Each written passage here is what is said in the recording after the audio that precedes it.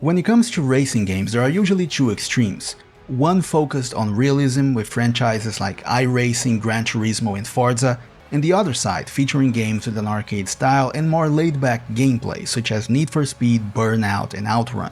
But every now and then, certain games attempt to bridge the gap between these two styles, featuring gameplay that demands more precision while simultaneously offering accessibility options and forgiving some mistakes. And during the transition from the PS Triple to the PS Quadruple, Sony had the ideal developer for such a mission. With over a decade of experience in racing games, starting with the WRC series and later finding greater, more arcade-focused success with MotorStorm, Evolution Studios had all the know-how to take on this challenge. And in February 2013, this new project was announced. Driveclub would be released exclusively for the powerful PS4.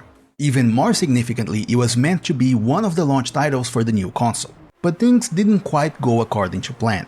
Driveclub would suffer from numerous delays and severe server issues, ultimately contributing to the closure of Evolution Studios in 2016. And I've always been interested in this game, but I couldn't play it back then because I didn't own a PS4. I had an Xbox One during that console generation. But the time has finally come to check this one off my list. So let's take a look at what remains of Driveclub and reflect on whether its tragic fate was truly deserved or if it stands as one of the biggest injustices of the last console generation. While MotorStorm was more aggressive and chaotic, Driveclub opted for a more refined approach, featuring a subdued color palette and a selection of licensed cars. And to showcase the power of the PS4 and perhaps create a more elegant alternative to Forza Horizon, Sony wanted a game featuring licensed cars with gameplay leaning more towards realism and stunning visuals. The premise was simple: team up with friends and players you meet online to test your steering skills, all while mastering the world's most desirable cars. And as the name suggested, you could form clubs with other players and challenge rival teams to unlock new cars. However, in March 2020, which was quite an eventful month to say the least, the servers were shut down. What remains today is essentially just the drive part of Driveclub, but even that aspect has been impacted as the game was removed from digital stores in August 2019, along with all its DLC. Today, in 2025, Driveclub survives only through physical media, without receiving any visual or performance enhancements for the PlayStation 5, and with no access to the expansions, which even included motorcycle races. There's no denying that a lot has been lost. Even so, when you pop in the disc and boot up the game, you can still recognize the potential Driveclub had, which lives on through its single-player campaign and custom offline events. And it's impossible to talk about Driveclub without first mentioning its atmosphere, which is a beautifully balanced symphony of detailed car visuals, meticulously designed tracks, and excellent sound design. The cars are faithful recreations of their real-life counterparts, including incredibly detailed interiors, and the first-person camera view is a spectacle in itself. Every vehicle in Driveclub impresses, each one built from up to 260,000 polygons and modeled using over 1,000 real-life photos taken by the Evolution Studios team to ensure fidelity. As for the tracks, while not replicas of real-world circuits, they draw inspiration from carefully selected locations around the globe, such as Canada, India, and Japan. This creative freedom allows the game to feature environments that are just as stunning as they are challenging. But what truly elevates Driveclub is the attention to detail. The team didn't just rely on high-resolution satellite data to map out the landscapes. They spent weeks traveling to those places, soaking in the atmosphere to translate it into the game. The result is a set of tracks that not only test your skills, but also captivate with their beauty. And we can't forget the sound design. The car sounds in Driveclub are stunning, so much so that the game often disables music during races by default, allowing the engine roars and environmental audio like the whoosh of the wind and the pattern of rain to completely immerse you. And it doesn't stop there. Your chosen camera view affects the sound profile, with engine audio meticulously recorded from multiple perspectives to guarantee an authentic experience regardless of your camera choice. Driveclub also features a dynamic weather and time of day system, meaning a race can often end under drastically different conditions than when it began. A sunny afternoon might transition into night, a cloudy morning could give way to a heavy rainstorm, and a raging storm might gradually subside, leaving the track slowly drying and offering more favorable conditions. And these weather conditions directly impact both visibility and handling. During night races, darkness truly sets in, forcing you to rely almost entirely on your headlights, track markers, and whatever faint moonlight pierces through. The same applies to rain. Visibility is hampered by fog and droplets accumulating on the windshield, demanding extra caution to keep the car under control. Even in the third-person view, your vision is still obscured by the raindrops on screen. But it's in the cockpit view where Driveclub's visuals truly shine. You can see the wipers realistically fighting to clear water from the windshield, and the water accumulated on the glass reacts realistically to your movements, shifting side to side with braking, acceleration, and sharp turns. This game is now over a decade old, and yet it still looks stunning. And one of my complaints about some modern racing games is a lack of sense of speed and adrenaline, but Driveclub serves as an excellent example of getting this absolutely right. The sense of motion, speed, and even danger feels ever present. This is amplified by the howling wind, subtle camera movements during turns, and the challenging visibility at night or during storms. Putting it all together, Driveclub successfully combines stunning visuals, dynamic weather effects, and impeccable sound design to create an immersive and challenging racing experience. And unlike racing games that take you by the hand and patiently teach you how to follow the racing line and avoid losing traction, Driveclub throws you straight onto the track with very little in the way of accessibility options. And while it doesn't market itself as a pure simulator, Driveclub delivers a significant challenge, especially once you get behind the wheel of the supercars. It's one of those classic, easy-to-learn, difficult-to-master games. Controlling your acceleration is key to avoiding those frustrating spin-outs in the corners, and since there is no rewind feature here, one mistake can cost you the entire race. Thankfully, car damage is purely cosmetic. That means learning how to crash strategically becomes essential, finding ways to lose the least amount of speed, or worse, avoid spinning out entirely.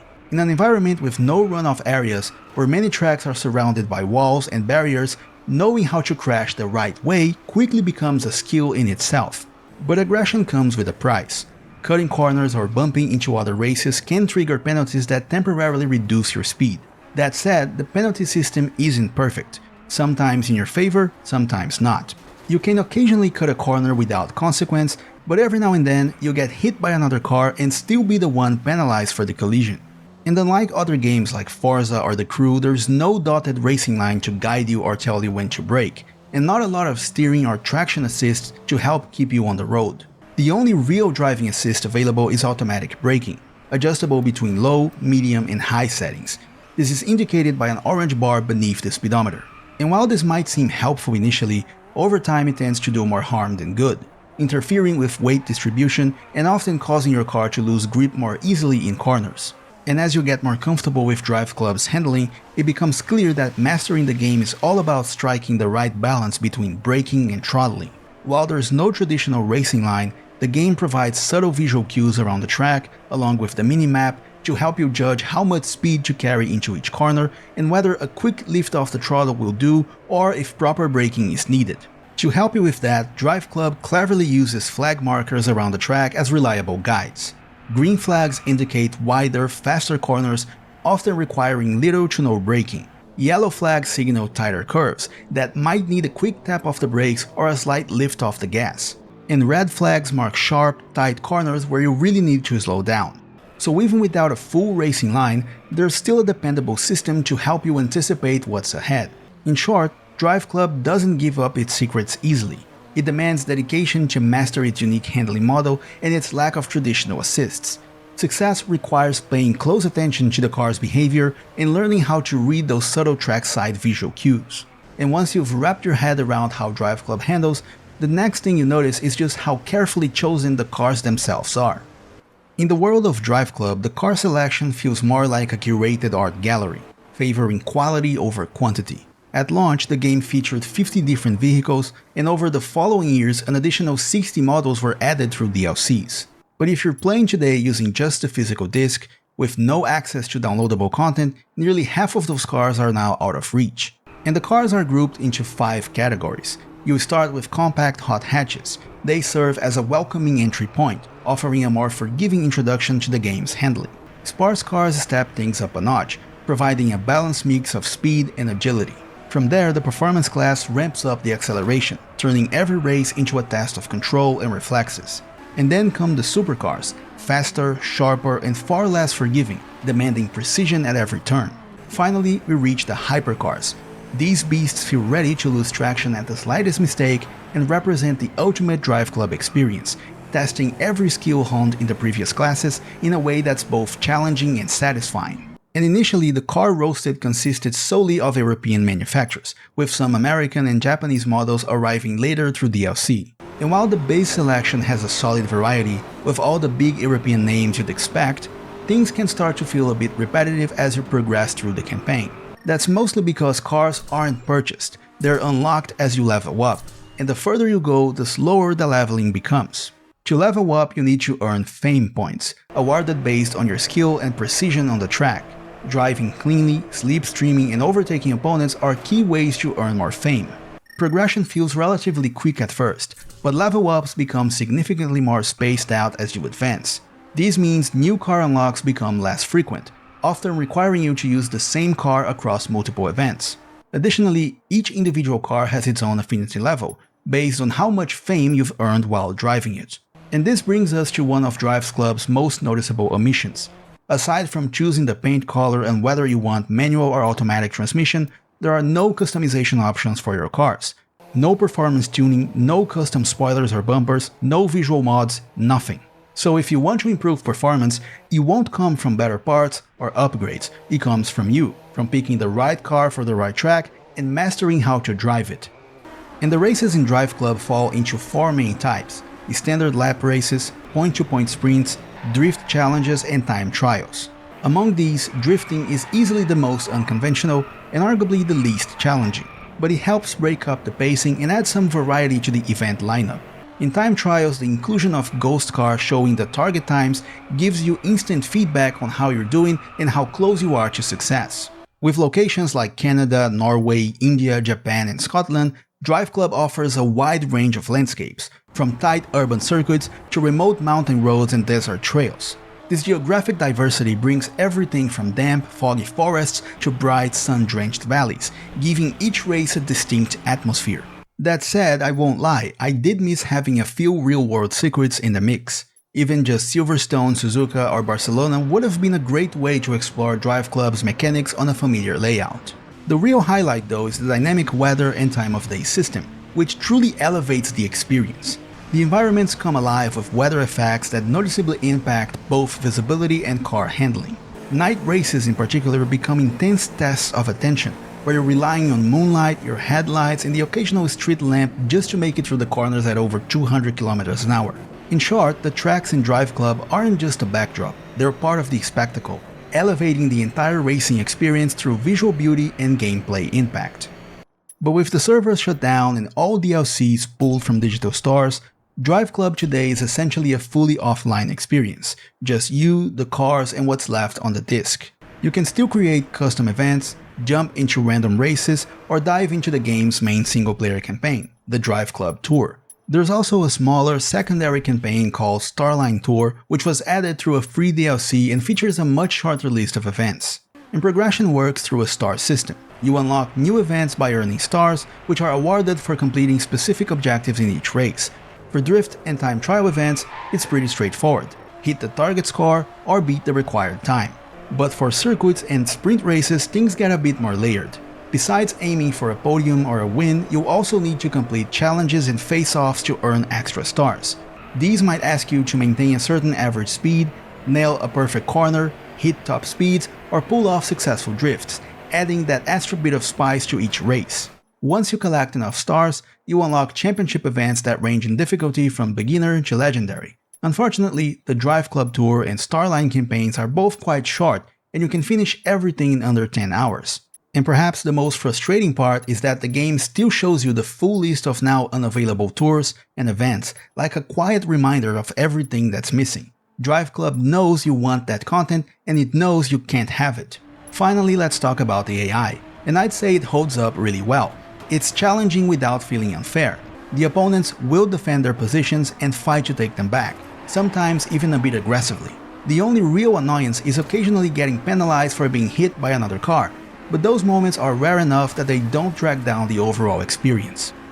Now, after Driveclub was first announced back in February 2013, expectations were quickly brought down when Sony announced in October of that same year that the game would be delayed to early 2014. The delays unfortunately didn't stop there. In March, fans were hit with another wave of disappointment. Sony's head of software development emphasized that the goal was to deliver an exceptional experience, stating that we really don't want to release a game before it's ready, which of course meant more delays. Finally, in October 2014, the long-awaited launch arrived, not without its issues though. Driveclub hit the market feeling incomplete, suffering from numerous connectivity problems that crippled the initial player experience. And while developers worked to patch things up, adding dynamic weather in December and new Japanese tracks in January, the damage was already done. The first impression had already painted Driveclub as an unfinished game, overshadowed by broken servers and missed expectations. Despite the release of substantial DLC content, including the Driveclub Bikes expansion in October 2015, sales reportedly failed to meet Sony's expectations. And in the following year, Evolution Studios was shut down.